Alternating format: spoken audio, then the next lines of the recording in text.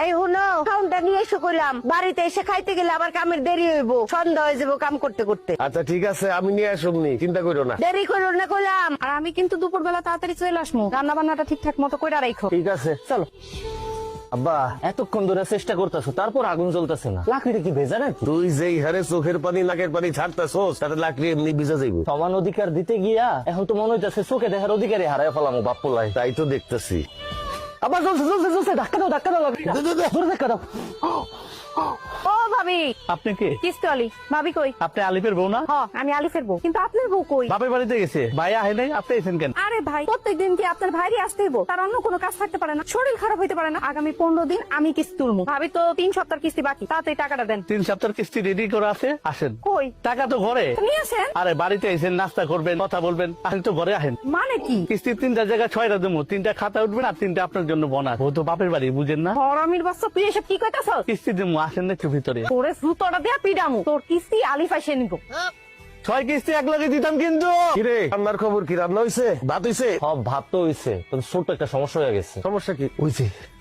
করছোস নাকি? তুই তো সব ভাত ফেলাই দিছোস। এখন আমি তোর মাল লেগে কেমনে ভাত নিয়ে যাবো? তাহলে তো দুপুরের মধ্যে খাবার নিয়ে যেতে কইছে। এ আব্বা, আমি তোমার একমাত্র পোলা, ভাতের মার গালতে গিয়ে আমার হাতটা পুড়ে গেছে, সেটা নিয়ে তোমার কোনো চিন্তা নাই। তুমি আসো, মার লেগে কেমনে ভাত লইয়া যাবে সেই চিন্তা লইয়া। তোর মার ভাত যদি আমি সময় মতো না নিয়ে যাই, তুই জানোস আমার খবর করে দিব। বউয়ের শাসন কি জিনিস, বউয়ের যন্ত্রণা কি জিনিস, তুই কি বুঝবি? এমন কইরা কইতাছো মনে হইতাছে তোমার একারই বউ আছে, আমার বউ নাই। আমি তারে কেমনে খাবার দিব সেটা কও, এটা বুদ্ধি দাও। এক কাম কর, উঠা কি? মাটির থেকে সব ভাত উঠা ধুয়ে ফেলা। এই ভাতি ওকে খাওয়াবো, আমরা পরে রান্না করে খাবো। ঠিক আছে। তরকারির অবস্থা কি তোর? দেহি তরকারি ও রান্না শেষের পথে, লবণটা দেখো তো। দেহি লবণ হয়েছে।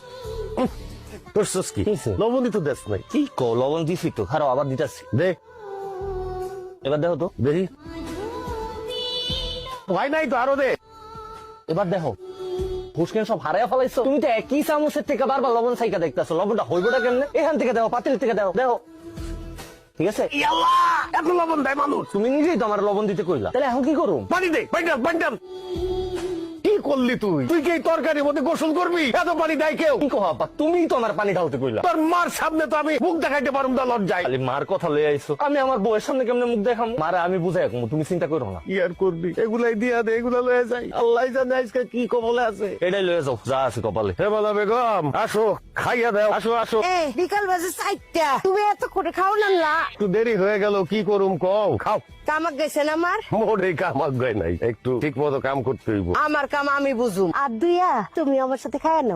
না কে খাইতে হইব? তুমি প্লেটে খাও আর আমি বাটিতে খাইতেছি। প্রথম রান্না করছি তো, এর লিগে একটু বড় সুস্বাদু হয়েছে।